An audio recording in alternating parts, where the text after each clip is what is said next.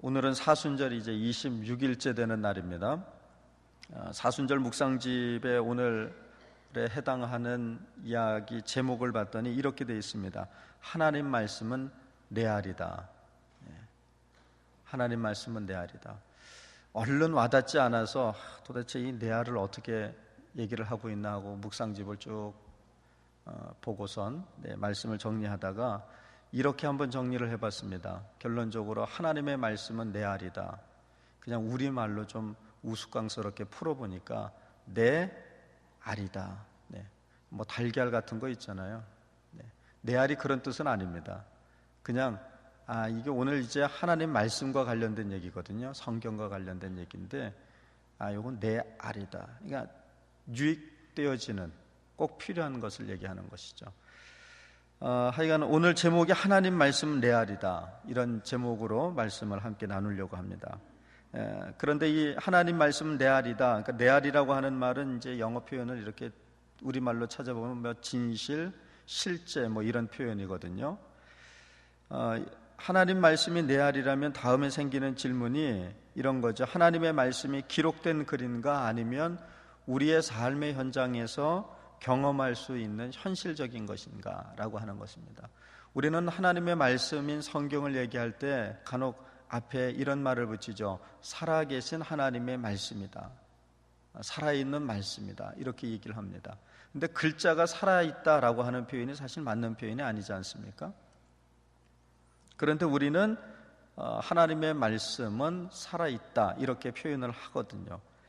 그러니까 하나님의 말씀이 단순한 글이냐 아니면 이 글을 뛰어넘어서 현실적으로 또 우리가 경험할 수 있는, 경험되어지는 이 현실이냐라고 하는 질문이 생기는 것이죠.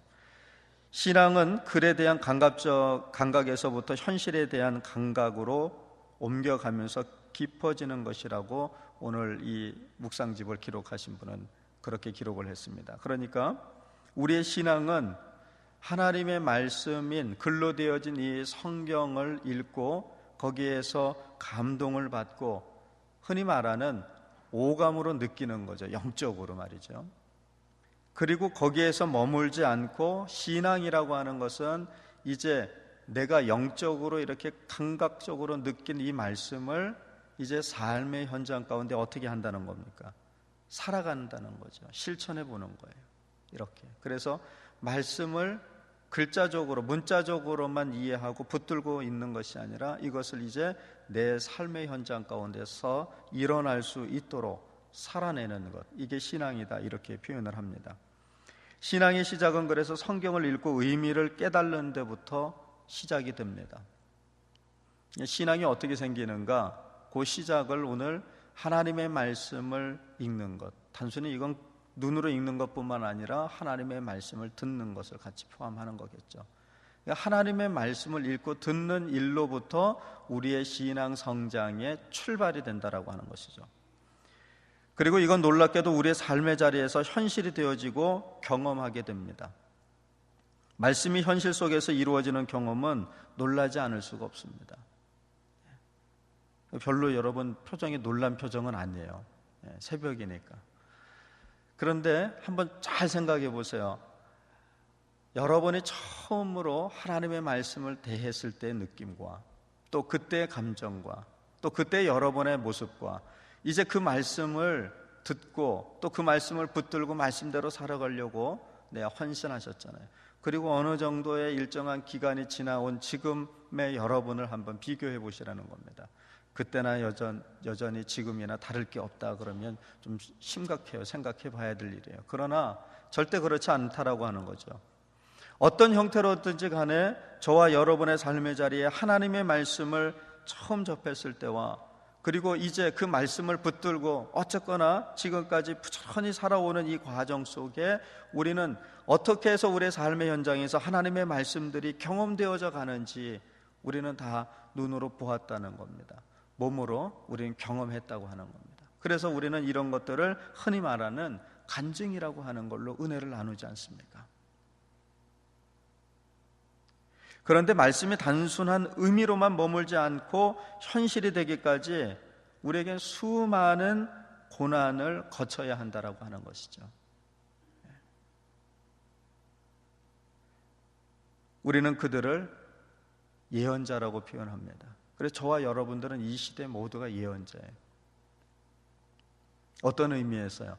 하나님의 말씀을 이제 내 삶의 현장에서 실천해 가는 사람, 하나님의 말씀을 듣고 그걸 지식적으로만 가지고 있지 않고 하나님의 말씀 가운데 우리에게 행하라, 우리로 하여금 이렇게 살라, 우리로 하여금 이렇게 변화되라 라고 하시는 말씀들 가운데 꾸준히 힘들지만 어렵지만 그렇게 살아보려고 헌신한다는 거죠. 그런 의미에서 우리는 다 예언자입니다. 오늘 본문 8절에서 에스겔을 다시 하나님의 종된 신분을 임을 강조하는 표현으로 하나님께서는 그를 인자야 라고 말씀하고 부르고 계십니다. 그리고 너는 내가 너에게 하는 말을 들으라 라고 명령하십니다. 오늘 패역한 자들은 하나님의 말씀을 듣지 않지만 에스겔은 그들과 같지 않아야 한다는 것을 강조합니다. 예언자는 삶과 믿음에 있어서 분명히 그들과 구별되는 사람으로 살지 않으면 안 된다고 하는 것이죠. 곧 이 말씀은 우리가 하나님의 말씀을 듣고 그 말씀을 믿는 자로서 세상과 구별되어지지 않으면 안 된다는 겁니다. 그런데 이게 구별되어지는 게 우리에게는 고통이 따른다는 거예요. 또 구별되어져 사는 그 순간부터 이제 우리는 고난의 연속이에요. 구별된 삶을 살지 않으면 안 되는데 그러기 위해서는 생명을 위협하는 순간들도 우리는 견뎌내야 합니다.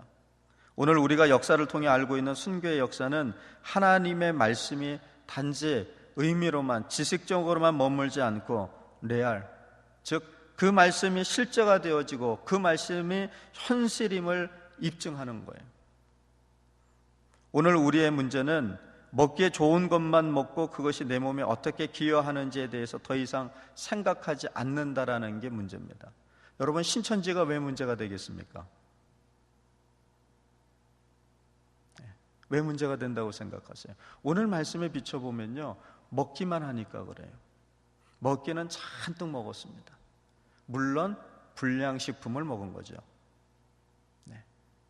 영혼에도 몸에도 절대 득이 되지 않는 불량식품을, 그것도 얼마나 많이 먹었어요? 잔뜩 먹었어요. 얼마나 잔뜩 먹는지 아시죠?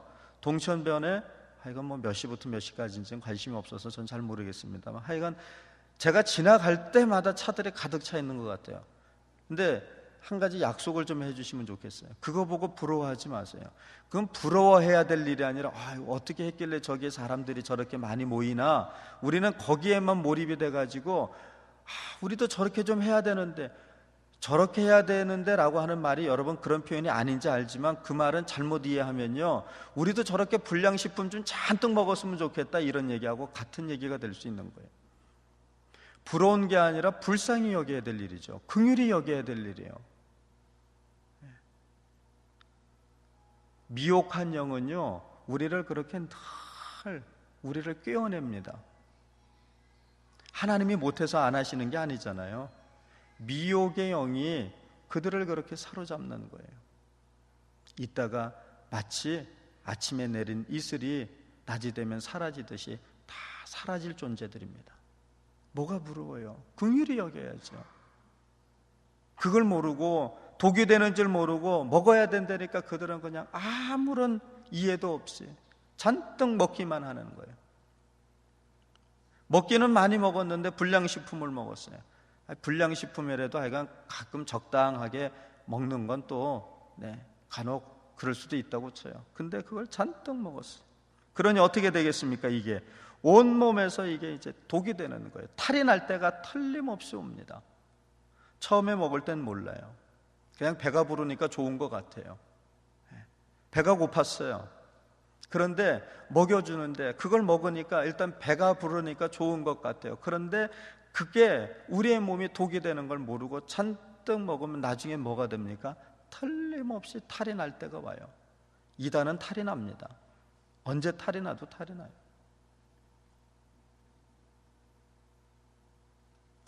먹는 우리 몸의 일부가 되기 위해서 필요한 쓰디쓴 소화의 과정을 결코 포기하지 말아야 합니다. 이게 무슨 말이냐면요, 이렇게 이해가 돼요.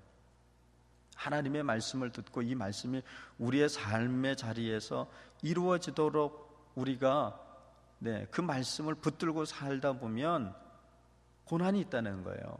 포기해야 되는 게 생기잖아요. 예수 믿지 않는 사람들이라면 이런 걸 그냥 아무런 죄의식도 없이 그냥 즐기면 되는 거잖아요. 하면 되는 거예요. 문제될 게 없어요. 그런데 예수 믿는 사람들에게는 예수를 믿는다라고 하는 것으로 하나님의 말씀에 의해 살다 보니 요거는 안 된다는 거예요. 이거 포기해야 돼요. 저것도 안 된다는 거예요. 저것도 포기해야 돼요. 포기해야 될 일들이 계속해서 생겨납니다. 그런데 이런 과정 없이 우리가 하나님의 나라에 임할 수 있느냐? 안 된다는 겁니다. 말씀이 머리와 가슴을 지나서 나의 온 몸에서 체화되고 내가 사는 내 안에 계신 그리스도께서 사는 것이라고 하는 바울의 고백이 오늘 나의 고백이 되도록 하기 위해서는 우리가 예수를 믿고 그 말씀 가운데 살아가는 동안에 당하는 고난을 좀 달게 여겨야 된다는 겁니다. 뭐가 쓴 법이에요? 보약이 쓴 법입니다. 약이 쓴 법이에요. 우리는 하나님의 말씀은 약이잖아요. 그냥 이건 웃자고 하는 얘기입니다. 그렇게 이해하시면 안 되고, 그래서 어떤 분은 이렇게 얘기하잖아요. 구약, 신약. 그러니까 초보자일 때 그렇게 그냥 이해를 돕잖아요. 약이니까 먹자고. 먹으면 어때요? 우선 그 순간엔 쓰죠. 그런데 그게 내 몸에 들어가 뭐가 됩니까? 에너지가 되는 거예요. 힘이 되는 거예요. 우리는 무엇 때문에 살아갑니까? 힘들고 어려울 때마다 우리는 무엇을 붙들고 살아갑니까? 세상 사람들은 이해가 되지 않지만 우리는 하나님의 말씀을 붙드는 거예요. 어려우면 어려울수록, 내 삶의 현장이 수렁 것 같으면 수렁 것 같을수록 우리는 더 어디로 갑니까? 하나님의 말씀 앞으로 가는 거예요. 세상 사람들은 이해가 안 되죠. 지금 이런 삶에서는 여기를 가야지, 이걸 붙들어야지, 이렇게 살아야지 되는데 우리는 꼭 하나님의 말씀 앞으로만 나오는 거예요. 이해가 안 돼요. 근데 우린 이해가 되잖아요. 거기에 살 길이 있으니까요. 우리는 어떤 경우에라도 하나님의 말씀에 순종해야 합니다. 사람들이 우리가 전하는 말을 듣든지 듣지 않든지 우리가 전해야 하는 말씀이 우리 자신의 생각과 또 같든지 다르든지, 또 우리 자신의 감정에 맞든지 맞지 않든지 우리는 그것이 하나님의 말씀이기에 온전히 또한 전해야 하는 사명이 우리에게 있는 거예요. 나만 먹고 나만 건강하게 살면 안 되는 거잖아요. 우리가 어때요? 좋은 게 있으면 서로 나누지 않습니까? 내가 이걸 먹어보니까 내 이런 질병이 낫더라. 이래서 좋더라. 어제 저녁에도 교육자들이 수요 예배 드리기 전에 저녁을 같이 먹고 잠깐 티타임 갖는 동안에 담임 목사님 그런 말씀 하시더라고요. 40이 넘어가면서부터 한 가지 한 일이 있는데 그게 비타민 C를 하루에 2알씩 2000ml를 지금까지 드시고 계신데 매일. 그러면서 하시는 말씀이 있었어요. 그러면서 이거 아무리 좋다고 얘기하지만 한 번 먹는다고 효과가 드러나지 않는다는 거예요. 당장의 효과가 없는 것 같지만 꾸준히 먹다 보면 어떻다는 거예요? 언젠간 그 효과를 나도 모르는 사이에 보고 있다는 거예요. 하나님의 말씀이 그렇지 않습니까? 우리 하나님의 말씀을 듣는 그 순간에 내가 뒤집어지는 경우도 있지만 대부분은 어때요? 서서히 마치 목사님의 얘기처럼 비타민 C를 내가 오늘 먹었다고 당장에 어떤 효과가 나타나진 않지만 그것을 꾸준히 복용하면 내 몸에 변화가 일어나는 것을 나도 모르는 사이에, 그리고 언젠가는 나도 깨닫는 그 순간에 변화된 내 모습을 보게 되듯이 하나님의 말씀도 마치 그와 같다는 거예요. 그러니 이제 어떡합니까? 그 말씀을 나만 먹을 것이 아니라, 저와 여러분은 이미 경험했잖아요. 그러니 나만 먹을 것이 아니라 어떻다는 겁니까? 이제 그 말씀을 논아줘야 된다는 거예요. 그런데 가끔은 오늘 말씀처럼 어때요? 아무리 전해도 안 듣는 사람이 있어요. 또 내 생각에 오늘 이 말씀이 그게 맞나? 이런 생각이 드는 말씀도 있어요. 다 믿어지는 건 아니잖아요. 그럼에도 불구하고 어떻게 해야 된다네요? 하나님의 말씀은 우리는 전해야 된다는 겁니다. 왜요? 하나님의 말씀은 레알이기 때문에요. 진실이고 현실이기 때문에 그렇습니다. 오늘 미가서 3장 8절의 말씀과 같이 우리에게 필요한 힘과 권위와 용기가 바로 하나님께 온전히 의탁할 때 하나님으로부터 주어지는 것임을 믿고 오늘 우리는 하나님만을 의지해야 합니다. 그리고 그 하나님을 의지함을 통해서 내 안에 그리스도가 사시도록 해야 할 것입니다. 이것이 하나님의 말씀이 우리 안에 레알이 되는 거예요. 레알이. 오늘도 이해가 되든지 안 되든지, 내 마음에 맞든지 안 맞든지, 믿어지든지 안 믿어지든지 상관없이 오늘 하나님의 말씀이기에 오늘도 그 말씀을 붙들고 힘겹지만 어렵지만 한번 살아가 보는 거예요. 하나님의 말씀이 내 안에서 이제 어떻게 영양소가 되어지고 내 삶의 현장에서 힘겨운 이 삶의 자리를 한 걸음 한 걸음 나갈 수 있는 힘이 되어져서 내가 오늘 이 버거운 세상살이지만 힘을 내고 살아갈 수 있는 그 원천이 되어지는 것을 오늘 저와 여러분의 삶의 현장 가운데 함께 경험해 갈 수 있기를 간절히 바랍니다. 오늘의 기도드리겠습니다. 우리를 인도하시는 하나님, 우리에게 어둠을 밝혀주시는 말씀을 주시니 감사합니다. 하나님의 말씀은 단지 기록된 글이 아니라 현실적인 것임을 알게 하시고 쓰디쓴 소화의 과정을 잘 견뎌내게 하옵소서. 예수 그리스도의 이름으로 기도합니다. 아멘. 오늘의 실천은요, 말씀이 육신이 되셨다는 것이 내 개인적으로 그리고 사회적으로 어떤 의미가 있는지를 한번 생각해 보시고 그것을 또 여러분 깊이 묵상해 보는 그런 하루가 되어질 수 있기를 바랍니다. 주님 가르쳐 주신 기도 드리겠습니다. 하늘에 계신 우리 아버지, 아버지의 이름을 거룩하게 하시며 아버지의 나라가 오게 하시며 아버지의 뜻이 하늘에서와 같이 땅에서도 이루어지게 하소서.